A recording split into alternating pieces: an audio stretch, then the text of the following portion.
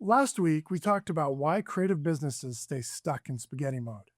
Too many ideas, too many distractions, not enough focused energy. But what do you do once you choose your goal? And how do you actually get there? And that's what we're going to be talking about today, how to choose the right goal and then reverse engineer it into something you can actually execute. Welcome to From Spaghetti to Strategy. I'm Bill Walker, and today I am joined by. My name is Greg Lawrence. How you guys doing? I want to take a minute, Bill, before we go into anything. Nobody knows who you are. Nobody knows who I am. I want to take a minute and talk about you because I know you don't like to. So I will. You're right, I don't. Man, I met Bill over 30 years ago. It was an insurance training course, or Yep, yeah. back in our Anyway, insurance days. we clicked. We had a lot of similar ideas. He was a nice guy. He was very motivated.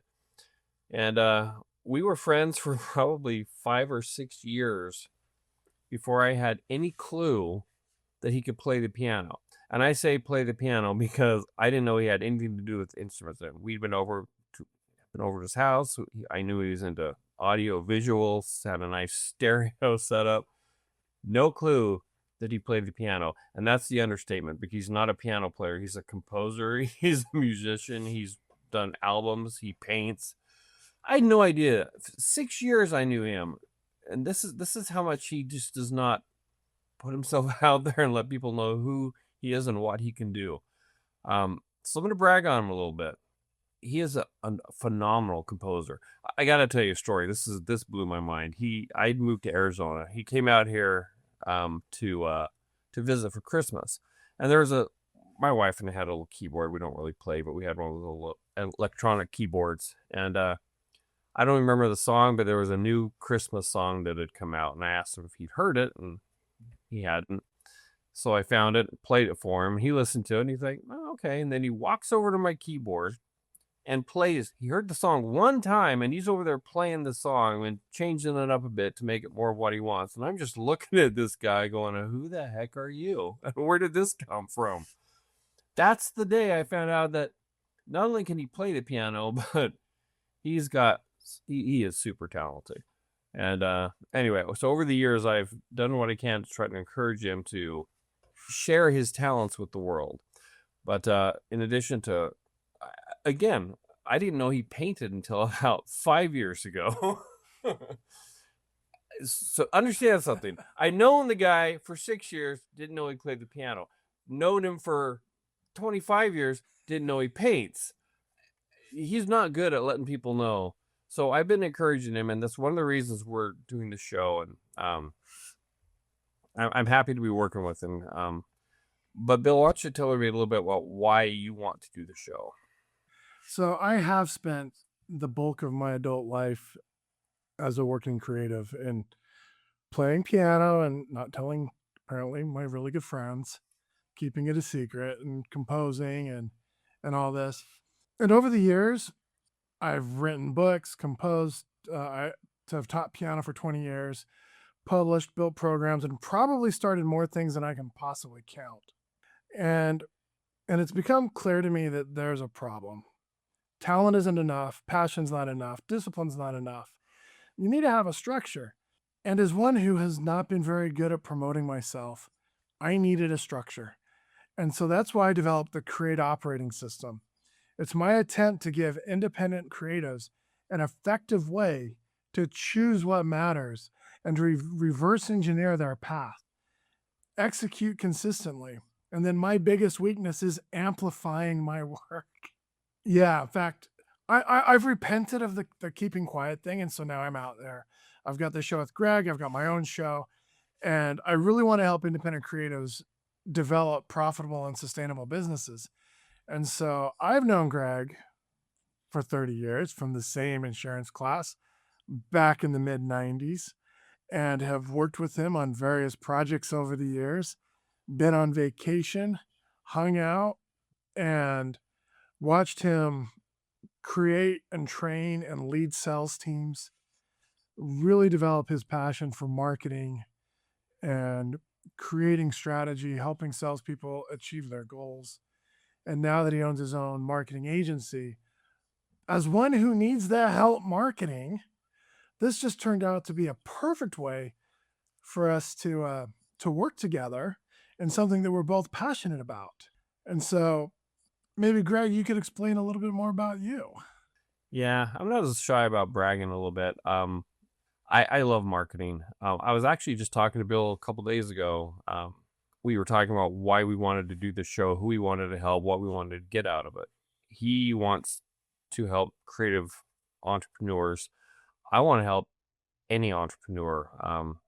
If you're trying to make your own path, start your own business, do your own thing, you're my people. I think the world would be a better, in fact, I told Bill this, I think the world would be a better place if more and more people were entrepreneurs, carving their own path. So that's what I want to do this for. I want to help anybody who's looking, struggling, trying to figure out how to move forward. The program that Bill and I are working together, like you said, structure, discipline, all those things are absolutely necessary. And if you don't stay focused, if you don't do the things we're going to discuss over the next weeks and months in this show, you're going to struggle. And we want to help you. We want to put this out there and help people. So, and yes, I do love marketing. That's my passion. That's my creative outlet. I can't paint. I can't write music, but I have a good creative mind when it comes to marketing. So yeah, I'm excited to be doing this with Bill. And I'm excited too. You know, we're gonna bring in my story a little early. Is that okay? Oh yeah, go ahead. Okay, so I was listening to Myron Golden do a YouTube show the other day, and he was talking about individual efforts. What one person can achieve versus what another person can achieve, and then what happens when you both come together. And so, to just simplify the whole thing, if I can earn $1,000 on my own, and Greg can earn $1,000 on his own by working for ourselves, but then if we work together, we can earn $10,000 and then split it. We each make $5,000.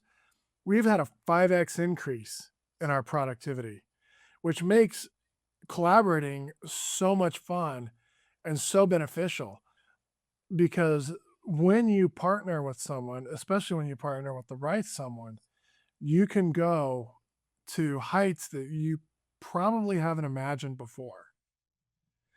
Can I And interject so, something real quick? yeah, I mentioned this to you the other day. One of the things I love about working with Bill is it elevates my game, right? When you associate with people who are on an upward trajectory, who have ambition, who have dreams, goals, and they're working towards it, and you associate with them on a regular basis, it drives you to be better every day. And that's another extremely beneficial reason to collaborate, work with other people. So anyway, sorry, just wanted to throw that in there. no, that's great. Yeah, collaboration can be the one of the best things to help propel you forward. I don't know if any of you have read the book Thinking The Science of Scaling by Dr. Benjamin Hardy. And in the book, he talks about you're just one super who away from achieving your stratospheric success that you want to do. And so I think that Greg and I working together is going to help create a stratospheric success for this show and enhance our ability to help you and others like you and people that aren't watching this show, but they should be. So, because their entrepreneurs are hard, and we want to really bring that out. Now, before we get into what we're going to talk about, let's review last week. Last week we talked about why is it that so many people stay stuck in spaghetti mode. And Greg, can you refresh us? What's spaghetti mode? Yeah, it's a plate of spaghetti. It's ideas, it's thoughts, it's actions, I guess. It's everything. It's just a jumbled mess. There's no structure. There's no rhyme or reason to it. It's all good. It's just a mess. All right. So spaghetti's a giant mess. And so one of the things we talked about last week is, well, to help clean the mess up, we need to choose. We need to choose one thing to focus on. And for a creative, it can be which book you want to write, which CD or album you want to compose, which painting you want to do. For your brick and mortar people, well, what business do I even want to start? Some people don't know these things. Or if you've chosen them, you don't know what to do next. When you're an entrepreneur, I mean, it takes tremendous courage to go after what you want. And to get there in an effective way, you have to choose. You have to choose what you want to work on. And sometimes that means when you're choosing, the other stuff has to get put on hold. And we talked about that place where those ideas wait to get used is the future list. What are your thoughts, Greg? I love the future list. Like I said last week, my list grows. I tick stuff off. Yesterday we were talking, right? In the course of an hour conversation, I think I added 6 things to my list. Important things, stuff I need to know and do that I don't want to forget about, but they're on my list and they'll get done soon, but they are not going to detract me from what I'm working on right now, which should be wrapped up by this evening because I ran into some issues. And then I'll go revisit some of the stuff we talked about yesterday and they'll move up on my list. But this is how you work effectively. You stay focused on one task, you write down other things, especially if they're important, and finish the current task, and then look at the list and decide, okay, what's most pressing, and you move on. You do. And you know what's really fun is that our show is brand new. We've only had one episode. And we got the most thoughtful comment on it. Talking, really wondering, how do you choose that goal to focus on? I kind of mentioned that there's a hidden cost when you split focus and how that extends timelines, that you can have, challenges when switching back and forth. Your brain has to adjust to the two different tasks. And then when that happens, your momentum weakens and your feedback loop becomes slower. And those are all true. So then he concluded with a question. And Greg, I was wondering if you'd be willing to talk about this for a minute. He asks, how do you choose the one goal to focus on? Do you choose it based on impact, investment, commitment, urgency, or something else? Yeah. If he was here in front of me, I would ask him some more questions. I would, collaborate. I would talk to him and find out what are some of the things he's trying to prioritize, and that would definitely help. But as it sits, I will say from the things he talked about, a lot of people might gravitate towards urgency, right? That seems to make sense, right? What seems to be urgent? The problem I have with that is urgency is subjective. It can change. What Definitely. feels urgent right now might not really be what's the most urgent. So it might sound counterintuitive, but urgency is definitely not one you want to focus on. That's an emotional thing, and you don't want to make decisions about moving forward from an emotional standpoint or from fear. The investment, no. That what it's going to cost, you have the funds, you don't have the funds, you can get the funds, you can't. No. Don't worry about that. The money will come when it needs to come. So don't worry about the investment side. Commitment and impact, those are 2 ways of kind of saying the same thing. So I'm just going to explain it this way. You've got to figure out, and like I said, if like this gentleman did, if you guys want to reach out to us in the comments, whatever, we'd love to address anybody's thoughts or ideas or answer any questions. So as a general rule, I would say you've got to focus on what is, I guess I'll say, required right now.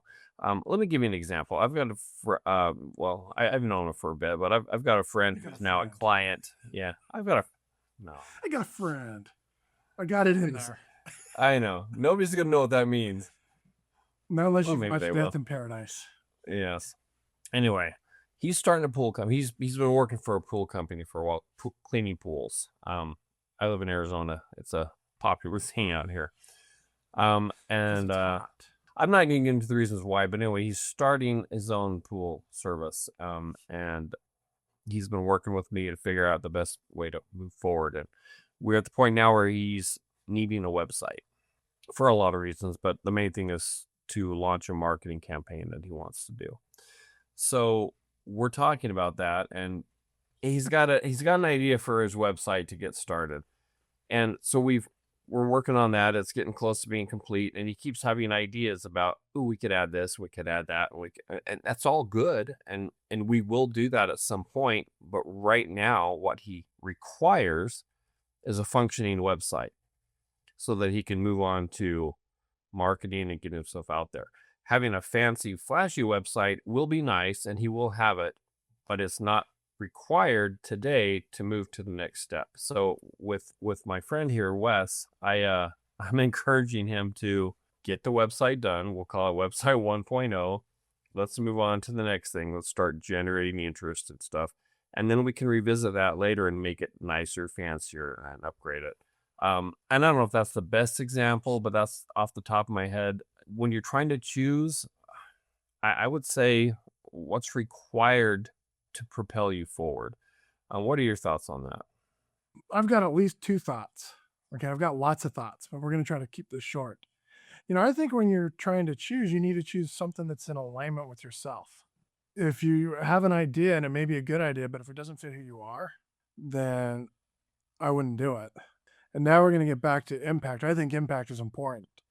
If you already have a business and you're ready to choose your next project, what's going to be impactful or what is going to be required for you to move forward? And it may not be what feels the most urgent. We don't make decisions on emotion. That's a really bad idea. Just a bad idea. So don't do it. That's where mistakes happen. And sometimes those mistakes can cost hundreds of thousands or millions of dollars or put your business out of business. So we need to be really careful. And then just one little thing about commitment.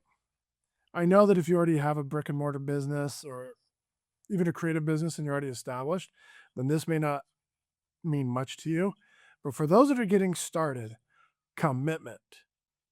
What are you going to be committed to? Because once you get started, you're going to find out it's harder than you thought it was. It's going to be messy. It's going to cause stress. It's going to take more hours than you think it is. And are you really willing, ready, and able to put in the time that it takes to get through the difficult part so you can be proud of what you've accomplished and get to the other side? And so I think those are really important when choosing. Yeah, I got to interrupt here. I'm sorry, but I've got a client up in Canada actually, and she's a housewife. She's kind of bored. She wants to do something. Her husband makes good money. She wants to do a custom 3D printing business. That could be cool. Yeah, it is cool, and she's very excited about it. And we've talked a lot, and she's got all kinds of enthusiasm. When I give her instructions on what to do, she gets it done right away. And as she's gone from the concept to the reality, she's starting to discover that there's a lot more to setting up and running the business than just coming up with cool things to print and showcasing them. There's a lot of stuff you got to do that's not fun, that's not exciting, but is absolutely necessary. And once she's realizing that, oh, this isn't a fun hobby, this is kind of a job, she's struggled, and we've had a lot of conversations where she has to realize, okay, yeah, I got to push through, because how committed, like you're saying, how committed is she? Does she really want to do this? Because when the tough times come, or when the work cut sets in, all of a sudden it's, oh, I got to do stuff I don't want to do. I just want to focus on the fun stuff. Business, being an entrepreneur, I find it extremely fun. I love it. But yeah, there's a lot of stuff you have to deal with that you don't want to. You got to be committed. You have to be committed. Absolutely. All right, so you've chosen your goal. You got your client with the pool business. You got your client with the 3D business. And we're going to make up a couple. We've got an author and a musician, and they all got their businesses they want to do. So they've chosen their goal. But just because you've chosen a goal doesn't mean you've arrived at a destination. So we have to choose we got to get to our destination, but we don't know how. And we're going to do that through something called reverse engineering. And so reverse engineering means starting with the finished outcome and then working backwards into milestones and steps until you finally get to your immediate task on what you can do right now. I don't know. How do you approach that, Greg? You've got these people budding businesses that seem like they desperately need reverse engineering. So let's talk about my client with the custom 3D printing business. She had a few ideas of how she thought she would like to market. And after we discussed it, we settled on her initial approach was going to use this as a fundraising thing for schools and churches and stuff, right? So now we knew how she wanted to market. So that kind of helped determine what kinds of products she was going to produce, right? 3D printing, if you're not familiar, you can pretty much print anything and everything. So knowing what to print, when you can print everything, how do you market? I can do anything you want and go after a specific market. She's not big enough to try to go out into the world and say, I can do anything you want. She needs to have a focus. So what's So her she's niche going, going to be? well, since her niche is going to be churches and schools, primarily schools, she's going to go after things that elementary to junior high kids would be interested in, right? So that narrows down a lot of stuff. And that way, and she could still do a lot of things. So I helped her identify, 20 to 30 different things to print, and we're putting those on the website so people can go in and select one of them and they know how much is going to go to the school. And anyway, but like I said, the reverse engineering, she started off saying, I want to have custom 3D printing business. That's a tongue twister. Anyway, okay, great. You just start plowing forward and say, okay, so let's try to print. No, we had to identify where do you want to be. And at the end of this, she wants to be servicing schools as a fundraiser.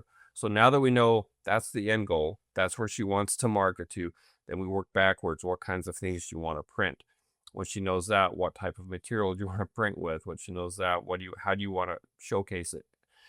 And it's a little more complicated. And, it's the one thing about this is reverse engineering is going to be different for every single business.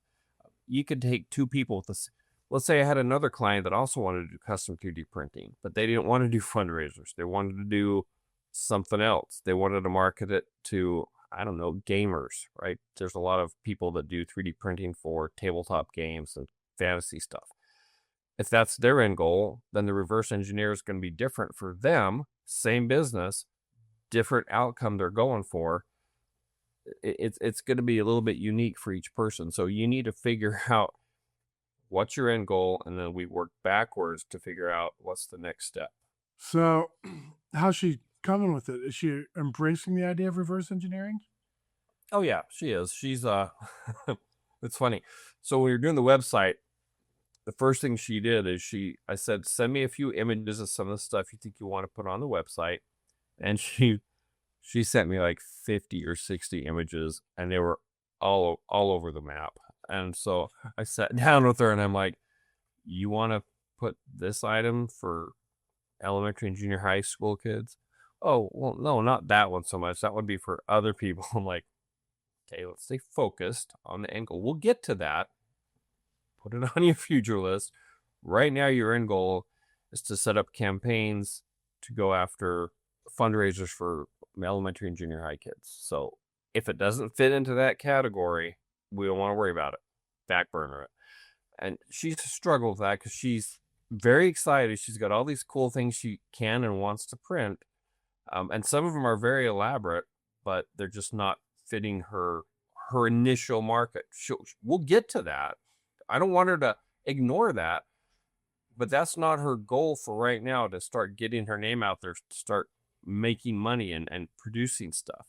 So she's trying to work on phase 3 when she hasn't even completed phase 1 yet. She struggles with that a little bit, but she's embracing it, and she's understanding that, ideas are great.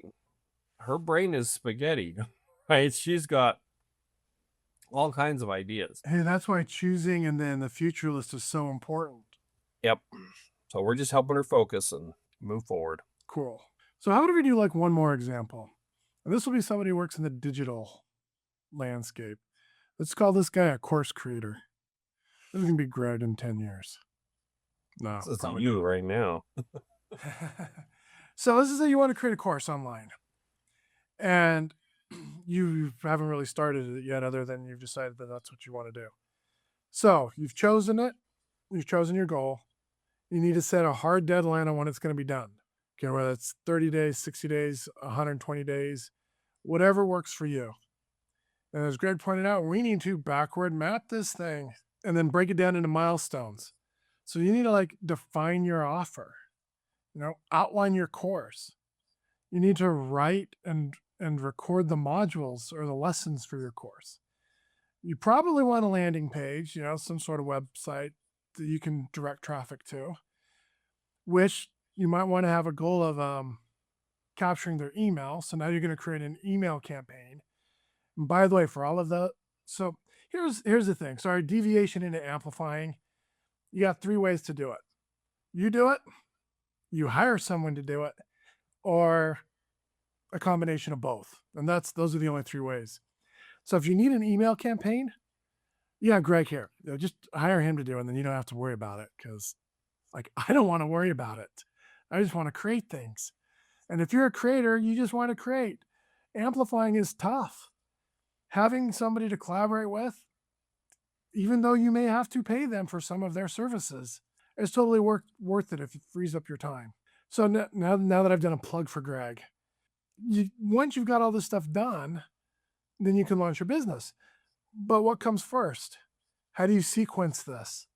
What are the milestones you're going to go through as you go through the process of preparing and eventually launching this to the world? So you always need to be looking at what is the next immediate task that you can do as you go through this process. And all these fancy things like 50 images or 60 images on things you could do, probably 40 of those are going to have to be on a future list for another day. And your course may get everything done you need in, say, 10 modules and 5 lessons each. So the other 25 modules and 1,000 lessons you've created, it's kind of need to wait, focus, and come backwards until you get to what task you can do today. And does that sound about right to you? Absolutely. And I do want to say one thing. I appreciate the plug, but Oh, you're welcome. one of the reasons we're doing this show, and speaking for myself, I can 100% tell you, I'm pretty busy with my agency, but I'm not so busy that I don't have time to do this and help people. And that's one of the reasons we're doing this. And if you have questions, if you have things, reach out to us, ask us in the comments. If you give us your contact information or shoot us an email, as time permits, I've got no problem reaching out to people individually and having a conversation. And just not saying that I'm here to make you hire me. You have no idea. I love talking to entrepreneurs. You are my people. You're my family. I want to help you. So if you've got questions and I can reach out to you and we can have a conversation and help you work through something, I love that. That makes me happy. That's why I'm here. So don't hesitate. And we won't. We will flood the comments with requests, right, everyone? No, but really, if you go to the About Us in our channel, you can click on the send email. Go ahead, send us an email, and we will get back to you. Sometimes it'll be personally, and other times we'll do it right in our show. In fact, it may alter the direction that our show takes. You never know. But we appreciate the engagement and the feedback. Okay, so now that you've reverse engineered, now what do you do? Well, you got to do something, which means you got to execute a plan, right? You've got an idea, you've chosen what you're going to do, you've reverse engineered the plan. Well, now you got to execute that plan. You got to move forward and you got to do stuff. So should we talk about that in our next episode? Definitely. The actual, now you got to get to work. That's right? Not so much. Yeah. That doesn't sound as much fun, but it's essential and it leads to great, fun, exciting things. It does. The transformation takes place in the doing of the work, even when it's hard, especially when it's hard. Absolutely. Expanding a little bit on what I was just talking about, we are really wanting to bring other creatives, other entrepreneurs on to talk and discuss ideas. So if you are creative, if you're struggling, if you've got a successful business, if for anything, if you would like to join us as a guest on the show, let us know. We would love to have people on, showcase your business, showcase what you're trying to do, work out obstacles you're dealing with on the show so that other people could learn and grow from that. So again, reach out to us for that as well. We'd love to have you on as a guest. And we'd love to help you tackle your most pressing, hard, difficult challenge or problem that you're facing. Absolutely. Well, then I think this is a great place to end for the day. Thank you for joining us. Next time, we're going to talk about execution, and we'll answer any direct questions that not execution. Stop laughing. Not execution in a bad way. Executing in the way of we got to get busy and get to work. Maybe I better use simpler language so there's no misunderstanding. But we got to get to work. And with that, hope to talk to you or hear from you soon. Great. Then we will see you in the next episode.